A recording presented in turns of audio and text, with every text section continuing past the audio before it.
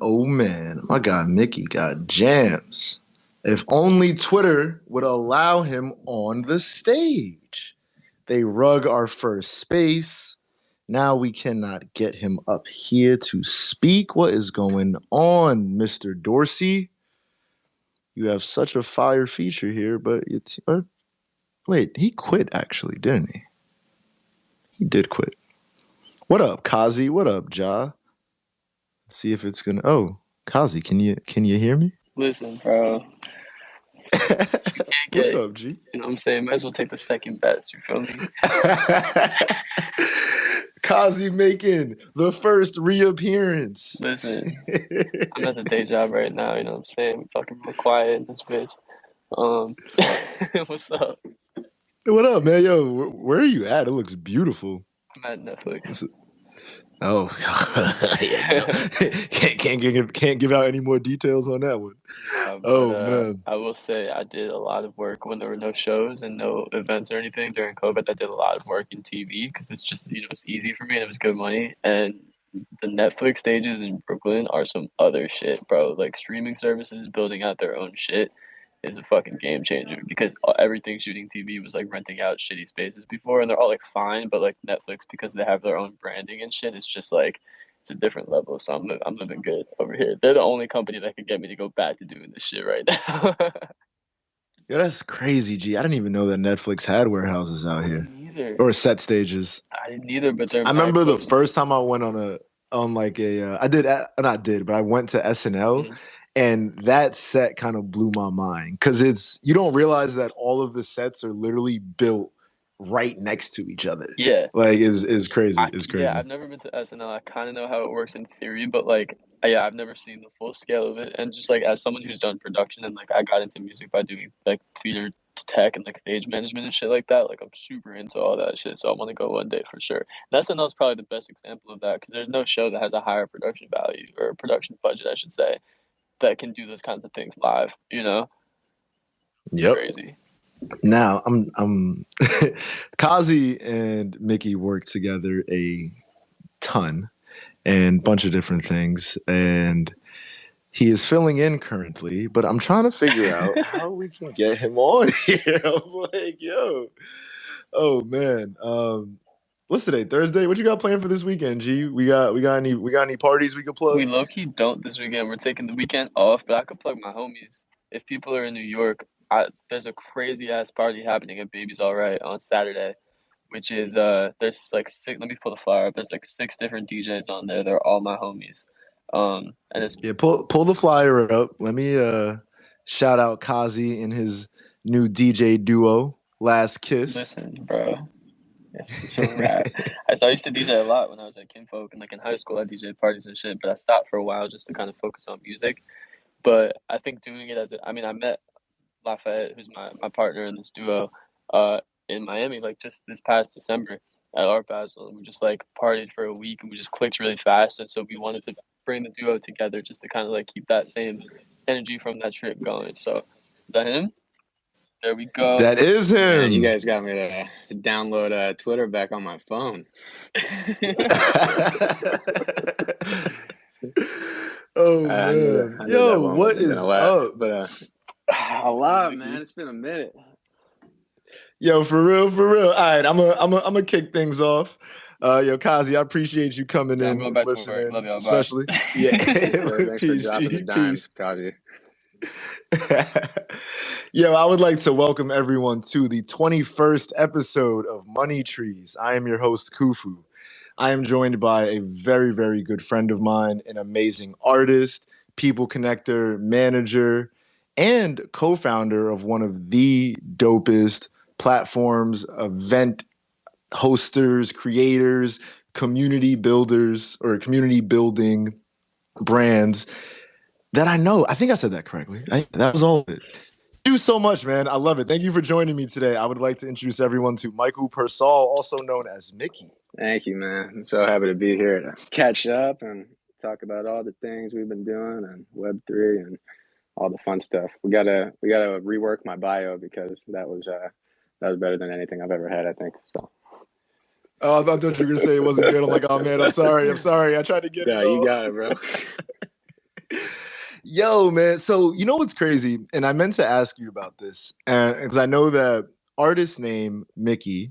Do you prefer that? Should I adjust the note? Because I know that your Twitter handle is your name, but then your name is your artist name. What do you prefer? We can keep it. We can keep it as Mickey. I think it's that's a decision I've been trying to make for a long time, and I think Mickey's easier to remember. So that's what I've been rolling with lately. But Fire. So we'll get your note updated after this episode, and before we mint it on the blockchain forever, I will make sure that it is representative of the brand name that you want. Yo, my G, I am like very very hyped to talk with you. Uh, really cool that Kazi kind of was able to jump in here because Kazi was part of the inspiration that started this, and Kazi is one of those people that when I have conversations, I always leave charged. Mickey, you are the exact same. And it's nuts because we both just are doing so much that it's hard for our schedules to align. And I know, are you still out west? yes, sir. Yeah, see, and we switched coast. We were in New York. It was easy. I moved out to LA. It got funky. And then I came back. And I think me and you like literally moved opposite ends the same month. Yeah, It was wild, man. How's the West Coast treating you? it's been good, man. I mean, I grew up to kind of set the stage a little bit, like in the bed and breakfast, like an hour and a half south of San Francisco. So, being back in California and seeing family more often, and just having fewer seasons has been nice. But yeah, just kind of like lifestyle change. You know what it's like being in the city, and that can kind of catch up to you sometimes. So been nice just being touching grass more and like going to places just to look at views. It's you don't really appreciate that kind of stuff when you're kind of in a larger like metropolitan area. I feel like so, but that's just the kind of guy I am too. I'm like kind of an introvert, so nature does me well. Yeah, it allows you to recharge. I love that, touching grass. I think I tweeted that the other day. I was just like, yo, life is fucking beautiful, man. Like, I love all the Web4 tweets when they're all just about getting back to nature. oh yeah, right. It was like Web3. We have destroyed everything. Yeah. How about you though, man? How's everything going over there? Hitting me with all the throwbacks.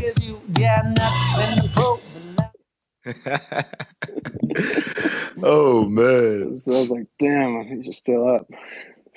Yo, but it's a good record. I know. You're like, yeah, I know. That is crazy that's the one that like got the most plays for me over the years.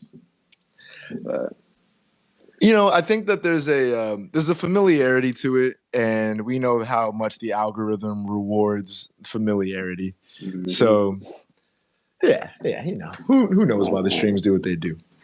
Okay, so Twitter has had some issues with Spaces. We are going to chop in a little bit of the first recording that we did, but I believe you had asked me what I had going on, and then I was getting muted in and out. I'm going to make it kind of quick, but super long story short, Web3 has opened up my mind from like a creative marketing perspective. And the way that I think about projects and the way that I think about artists being able to create their brands and grow audiences has changed with the advent of NFT and blockchain and all just the things that are encompassing Web3. So with that being said, I don't really want to talk about me, Mickey. I'm sorry, man. I'm sorry. I want to hear about you. We're gonna have to do another call where yes, we catch up. Absolutely, like a proper catch up. I want to tell you what my like impetus behind starting money trees is and why I want to hear about you. So I mentioned earlier that people like you, Thomas just joined in here, Kazi. Every time I would see you guys, your energy, amazing. Every time I would talk with you guys, I would leave inspired, ready to go and do more. And I think that with NFTs and the idea of like, immutability, it's so fire to have a platform where I can kind of immortalize these people that inspire me. So I have my artist that I work with, Fernando. He draws that one of one note of you, and then we list that as an NFT, and it celebrates your appearance here on the show Money Trees. And with what I ask from my guests when they come on the show is to share some of the ideas that they're working on, to essentially plant a tree, to create a moment in time for us to look back months down the line, years down the line, and see how this tree, this idea that you planted here in our conversations have grown. I was thinking about how you owned one of my nights. Tuesday nights were Treble Tuesdays, and that is a hard thing to do. I'll say that for anyone. To get a group of people committed to constantly doing something every single night is amazing. And I know that seems like a complete tangent, but it connects because I think about that idea and I think about when you guys first told me what it is you were trying to accomplish with Treble, and I watched it grow and grow and grow and grow and grow. And you did many of the things that you said you were going to do. You know, you planted that tree, you nurtured it, and you guys built an amazing platform and provided amazing experiences to so many New Yorkers. Like I know I wouldn't have even met Thomas if it wasn't for a Treble Tuesday, and a bunch of other great friends that I've made from there. So I wanted to just catch up with you, hear more about the things that you have going on, and have, my guy Mickey plant some trees on my show. I appreciate it, man. It's rituals are powerful.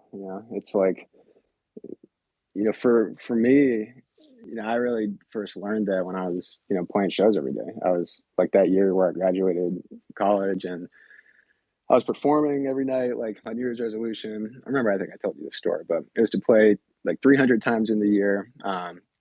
And, I was including open mics in that too. And I ended up playing 408 shows in New York in 2015. And that kind of like taught me the power of showing up and how showing up can really build community. And, how I became a regular at like dozens of different venues that had these, like, the Lower East Side venues, Rockwood, Mercury Lounge, pianos, and, those kind of like 150 to 300 cap spots, but then also all these like, bars and lounges and really anywhere that, I could get on stage. Became a regular and kind of like each saw that each of these venues had their own communities. And the more I kind of showed up to each, the more I started seeing the communities like kind of spilling over into each other. And it really, I kind of witnessed like this kind of like singer-songwriter scene in downtown New York start to, pop up. Like it was different than what I thought existed when I was, just in school, kind of like thinking about being an artist and like poking around in the music industry through internships. And I think just that like organic growth really got me into the idea of just building communities in general. And, I started like building artists like websites for friends who needed help packaging themselves so they could pitch themselves to the venues I was performing with my band or different media outlets that I was getting covered by, because like at that time, like Hype Machine and the blog era was like, everybody was trying to get on blogs and then playlists. So, I think like that kind of, spilled over into Treble too, when we launched Treble Tuesdays, and how, just kind of doubling down on a ritual can really help build community and bring people together to have conversations about what that community looks like and how it's going to grow. And you see that happening in almost every Discord now at Web3, where people are doing these like weekly stand-ups. Song Camp's got their Monday call, Zoratopia and what Latasha's doing. And these rituals really bring people together and create a framework, I think, to to come back and have these conversations and fill each other in on new ideas and iterate faster on roadmaps. And yeah, man, it's just like the rituals. You see it in sports too, like NFL on Sunday, and religion does too. It's for if you're Christian. So it's an interesting thing when you think about rituals and what they can do for communities. But yeah, just a little bit of a tangent, but. No, not a tangent at all. Gee, I can't wait to clip that because that was fire. And I don't think I'm actually very sure that I have not heard people double down on the importance of rituals. We talk about consistency, and consistency and rituals, while they're synonymous, there is a difference to them.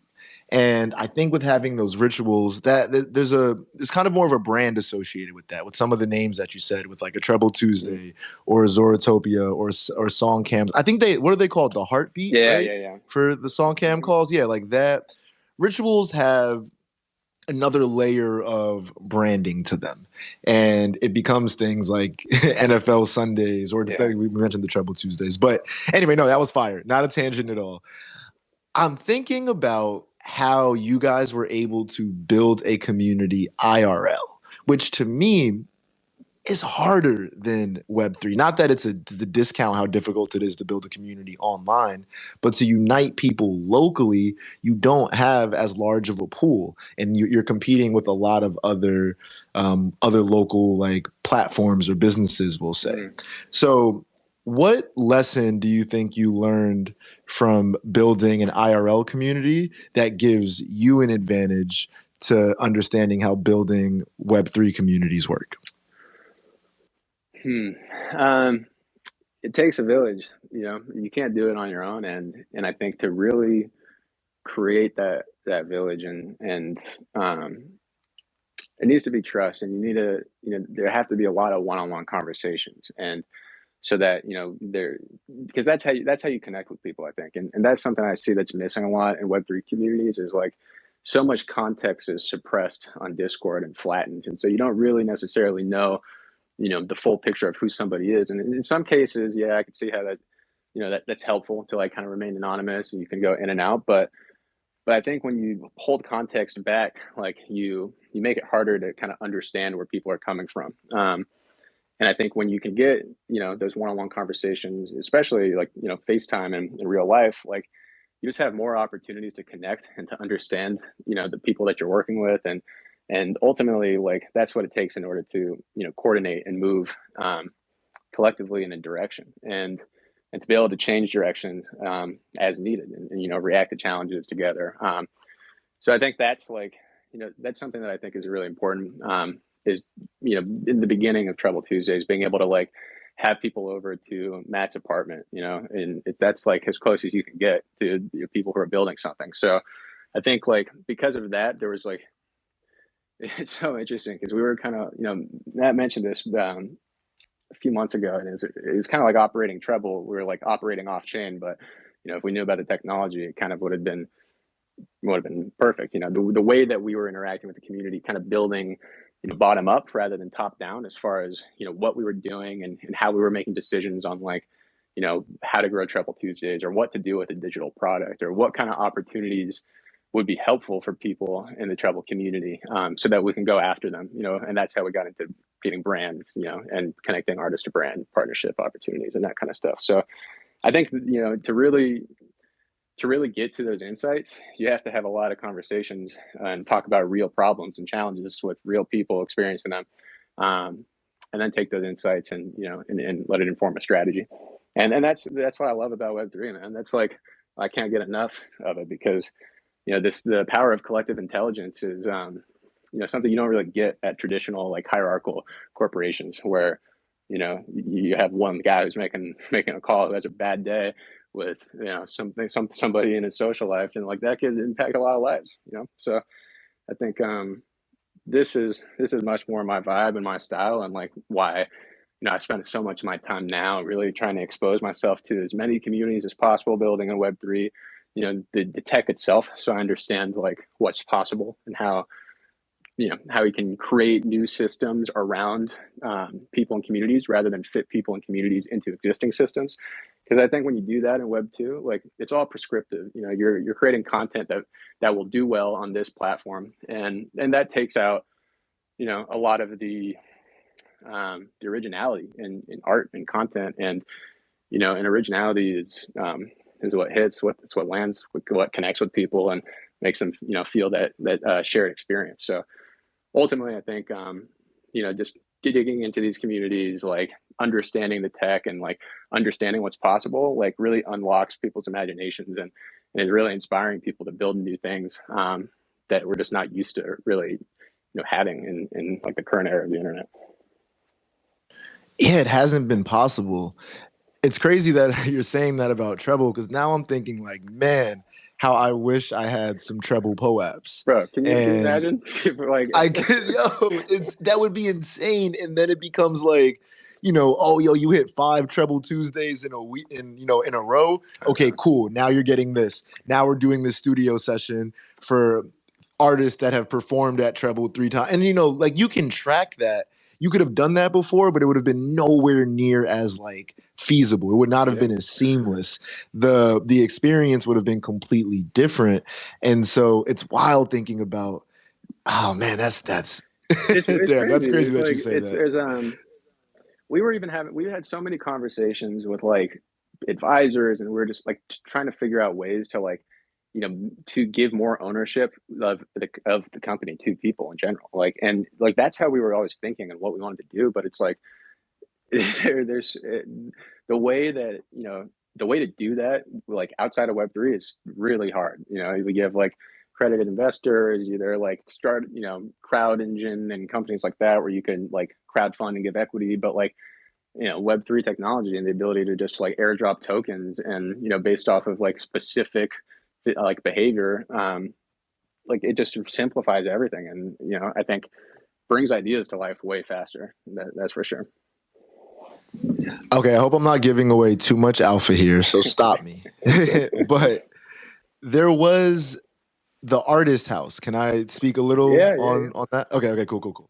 So I remember when you showed me that, and it was one of the sickest fucking things I had seen, and it was so needed in the city. A creative hub where you could go and relax and have different levels that serve different purposes with different rooms, with different vibes. And we don't have those type of collective spaces in New York. And thinking about, damn, being able to crowd fund that space through NFTs, like it just wasn't Mm, possible for like it wouldn't have, like you said, you would have had to do the accredited investors and yeah. trying to track who gets what, as opposed to that deck that you showed me. I kid y'all not. I don't know what your plan is still with that house, but excuse me. If y'all were to do a mirror article, like or a mirror crowdfund off of that deck, I feel like you could get some bread. So Yeah, I'm just throwing that out there. I don't know where your mind's at with it, but I mean, yeah, it was always like, Treble always did like housing pop-ups at South by Southwest, and the reason was like, what can Treble do to make life easier for artists at South by Southwest? And it's expensive to be there, and like you want to go there as an artist and connect with people, and like leave with good relationships, and not like burning holes in your pocket. So we're like, let's just go get spaces, let people crash for free, and like set up like makeshift studios, and that was kind of like the first exposure to like artist housing, and then, Tangerine House, the like a couple of guys who were in the treble community, ultimately started that, and there was an apartment in Brooklyn, and it was basically like artist housing, co-living for artists, and like how co-working for the creative market is more like co-living. And so yeah, we basically were like, all right, let's like merge, and Tangerine House kind of became one with Treble, and all that was happening post 2019 South by Southwest after our first official showcase. And that was kind of the direction we were going to take things, and based off of really like learning how to operate as an agency by accident, working with brands and kind of like funding the company that way. It just kind of made sense because we were having conversations about the events with brands, and brands and music companies, like even labels we were talking to, really like the idea of of the artist housing too, and having studios, content creation facilities, and being able to just kind of like, also create a lot of content around that. That was like where our head was at. And then, we launched a crowdfund, Kickstarter to announce that we had come together with Tangerine House, and, we're going to do a bunch of these things. And then, like the map changed, and, COVID was a big earthquake for everybody. So, because of that, like, we kind of went back towards digital. We launched that platform, the web platform that gave everyone kind of like a EPK generator, pretty much, where you could plug in public facing data, streaming links, socials, and use it as kind of like a link in bio, that you could then submit to opportunities with like our brand partners and stuff on the platform. And that kind of became the thing that we focused on throughout the pandemic. And yeah, I mean, outside of that, like, that's really when I started thinking like, exploring other things too, like Web3, and got a little into DeFi, and I guess around this time last year, dove into NFTs, and one of the investors in Treble was really into NFTs because they have like clients that were looking for help on that side of things. So kind of just went down the rabbit hole, and once you go down the rabbit hole, there's a lot of other rabbit holes you can go down. So it kind of just changed the way I was thinking about how I wanted to spend my time in general. There's Treble and the potential to to do more in the future, and with digital product and events, IRL, and and metaverse. And then for me too, like I think like a lot of people, creating more time to really like think about all the things that have changed, like and think about what direction did I want to move in that was really in alignment with my own nature and the my skill sets, and the kind of life I really wanted to live. Because I think a lot of people in Web3 are feeling this now, just kind of that sense of burnout, and that's easy to feel when you're running and there's no endpoint. It's all like innovation, and it's all like the new frontier. And I feel like that anybody building anything, whether you're an artist, you're building your career, or you're building a startup, it's that kind of same thing. Like you can always run and run and run and run until you don't have a choice to slow down. And that was kind of the thing I started focusing on, was like really like working on myself so that I can better serve others. Because like if society is a reflection of our relationship with each other, then like first you have to have a good relationship with yourself. So like when people talk to me about like Web3 or even stuff I'm working on, like I really put that as the priority, and kind of like developing new daily habits that give you more runway mentally and physically to actually explore these new ideas. Because I mean, ultimately, like the same challenges come up no matter like what period of time you're in, or what industry. So I think for me, just kind of like going back to the basics, starting on that, like making sure that that's prioritized in any working relationship I have, like making sure that the people I work with prioritize that in their own lives, and the companies that I choose to work with, like they they emphasize the importance of that, because they lead us to like happy people who are self-aware and can build things together that can really change the world. And most of the time things fail because of people's inability to do that work on themselves. And humans create problems, and sometimes companies can't get past problems. So I think that was like my big insight from the pandemic, was like the importance of doing the work on yourself, so that you actually have that ability to execute on the things you really want to do, especially if they're ambitious. Man, you hit on some really fire points in there. You're 1,000% correct. No matter what technological like advances are happening, that self-care is mandatory. And people tend to forget that. I think it's and I try to not knock things, right? I just try to say things are not for me. Yeah. And one of the big issues for me in the Web3 space is the idea of these anonymous founders. Because I think about something like Treble, where it's like, yo, I got to meet you and Matt. I can shake y'all's hands, look you dead in the eye, see how y'all are moving, and see kind of, obviously I'm not with you every single moment, but I can see a level of self-care in the way that you carry yourself when you're out. I can see the way you interact with other people. I can see how you treat those people that you're interacting with, and say, wow, yes, this is a community that is led by people that our values align with each other. And so when I started seeing anonymous founders, it becomes a thing of like, man, who were you prior to this? Who are you going to be if this is successful? Who are you going to be if this fails? And it's scary to me. I don't know if you're familiar with what happened with Beanie. A little bit, not too much, but kind of. So we don't have to get too crazy into it. Long story short is you have a alleged known grifter who created this persona and essentially scammed people out of $50 million, and was this influencer that was pumping his own bags and caused tons of other people to lose money, and did all this ish. And now he got caught and people exposed him, whatever. But he can just start up another thing under an anonymous name, and people would not necessarily be all the wiser as to what was going on. And so again, not to knock anything, but to me, the real potential lies in that Web2 IRL Web3 mesh. The people that can kind of move seamlessly regardless of where they're at, because they're doing things like, well, because of the thing you hit on, like self-care. When you are a good person, when you're a smart person, when you're a person that, and good is subjective, so let me not use that word, but you're someone that works hard and has the right intentions, again, even good and right. I don't want to Yeah. start quantifying and making it seem that people aren't, are bad, but I just think those people are going to be poised for a different level of success in this space. Yeah, And we'll see how totally. it all plays out. I totally agree. It's like, how many anonymous accounts can you even remember? They all kind of like, they all will, like, yeah, you can create your own brand and stuff like that, but like you said, it's like you basically are just dodging accountability.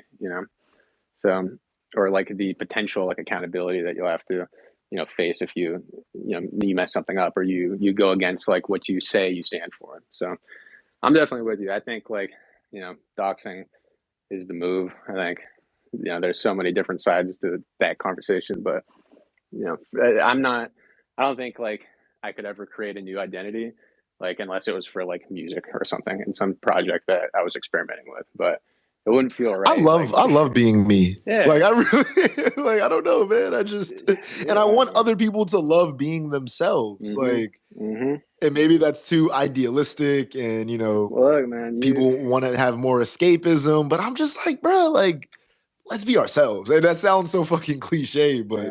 I mean, I like don't know. a I lot don't of know. people don't find happiness like living other people's lives, and then they finally realize like, oh, maybe it's because I'm not like being myself. So that like that's a good segue into something that I've actually been working on that's Web3 related. And for me, like just to kind of set the stage again, like so much of the self-care that the reason why it became priority for me and why I kind of was digging into myself is because like I went through an experience where I was dealing with like an identity crisis. Like I got a message from like a cousin being like, yo, you got a different biological parent, like a few years ago. So for me, like turning like my biggest challenge into like, okay, how can you like feel good in your own skin, and how can you like feel ownership over your identity, and what are the things like I need to do to take the steps to get there, and that's kind of what led me down the rabbit hole, and that led to like me learning. I got really into mindfulness, meditate every day, journal every day, did the artist way, like everything that you could think of, like that you would find in Google search results when you type those questions in, like went through all that, like experimented with different rituals like daily to kind of open yourself up a little bit, expose myself to new ideas and like psychology, philosophy, and started to like explore other interests and develop new skills like no code, like product development, and then Web3 like kind of connected all these things into an idea for a community that really is like something that I plan on kind of like working towards and building up, and who knows how it's going to manifest in the future. But that community being North Star, and the idea being, making it easier for people to create themselves, to, live the life they want to live, and reward them for doing that. So like, as a system, that can manifest in a lot of ways, like play to earn, but for habit development, like um, finding different challenges like 30 days of meditation or 30 days of learning Web3, and earning tokens or NFTs for completing that. And then if you need like that hands-on support, connecting on a marketplace with specialists and creating more jobs for people that want to help other people like live the life that they want to live. So therapists, nutritionists, trainers, like people in these industries that really like have sometimes have a difficult time, like doing that as their sole source of income, but incentivizing them to actually help more people by by implementing some sort of play to earn model on that side of things as well. So that's kind of like how so many of the things that I've been doing over the past couple of years, like where they intersected, and kind of created this idea that I basically just threw up a Discord community, and kind of am using it as a way to like bring people in from the different networks I'm a part of, and share some of these things that I'm doing myself every day, and seeing like before really committing to any sort of like this is what this business is and this roadmap, like trying to understand like what the challenges are with people, and like and that kind of gets to that root of what we were talking about, like starting with yourself before, trying to project anything else. Because, like the world is really just a projection of our thoughts. And, if you can really like dig into those and understand like who you are, what you believe, like why you believe these things, and can ultimately become like somebody that really knows who they are and what they want, and can kind of accept that that's going to change like moment to moment, because we change with new experiences, with new information, and being okay with that, then I think you move fluidly in any direction. When there is an earthquake that changes that roadmap, like, you become more fluid, and you cultivate the ability to actually like, there's like a bunch of like Buddhist sayings, but like bend like bamboo does with the wind, instead of snapping. So like ultimately, I think getting into that kind of stuff like benefits you like everywhere else in life, like what you want to do, and allows you to actually like, accomplish your goals. So that's kind of been the thing outside of like working with artists that I love and believe in, that, I want to see win. That's been the thing that's been calling me, as far as like, how can you create something that makes it easier for people to take those steps, and to not have to feel like that time is being wasted because, they can't spend that time earning money or doing something else that they feel like they have to do. Wow, G, that was beautifully said. Thank you, man. we have to set up our offline, Yeah, and lock in the time, because there are some projects that I'm working on that you will really fuck with, and I want to support you in the project that you're working on as well. thank you, man. Okay. This has been really fire. Unfortunately, Twitter, rugged us a few times, and it took us a minute to get this one going. So before I let you get out of here, I have 2 questions I want to ask you. Mm-hmm. The first question is, what is your seed phrase? And now, now, as you know, seed phrase is the 12 or 24 word recovery key that you're given when you set up your crypto wallet. I don't think seed phrase is scary enough. I think that we need to change the vernacular, because if someone loses their seed phrase, they lose access to their cryptocurrency and their NFTs. Like I don't know. Seed phrase it doesn't do it for me. Yeah. So here on Money Trees, we're planting trees. We're planting seeds. So your seed phrase is going to be the quote, saying, motto that encompasses what your mission is here in this space. So if you had a seed phrase, what would it be? Create yourself. Create yourself? Yeah, I think I'll roll with that. Create yourself. Yeah, no, I just want to make sure I heard you correctly. Yeah. Yo, I love it. I think that you have explained throughout your talks or through our conversation today, you have explained why create yourself is your seed phrase. And I do think that sums it up very beautifully. My second question to you is, I'm going to list this one of one Mickey Money Trees 21 note as an NFT. What is the price going to be? Oh man. What see, now like my first thought is like, what's the market price for let's see. Let's do 777 ETH. There it is. Yo, Mickey, man, I love that. I love what you spoke about today. I'm really glad that we were able to reconnect here on Money Trees. Like, thank you for trusting me and getting on here and talking and being very open, very vulnerable, and sharing many of the gems that people need to pay you consulting fees to hear. So Yeah, I appreciate the love, man, and right back to you. I'm hyped to do this conversation follow up too, where we can dive into everything you're working on. With oh yeah, 30, G, we have 45 like minutes real, is not long enough for us when we catch up. definitely not. Definitely not, man. Yeah. So, like I know you're about to, I'm gonna text you, and like we have to put something on the books today. Yeah, Not for today, but yeah. we'll get it on the books. Yeah. Yo, man, thank you for coming, and we'll be talking soon. Sounds good, man. Appreciate it. Later, G. Later.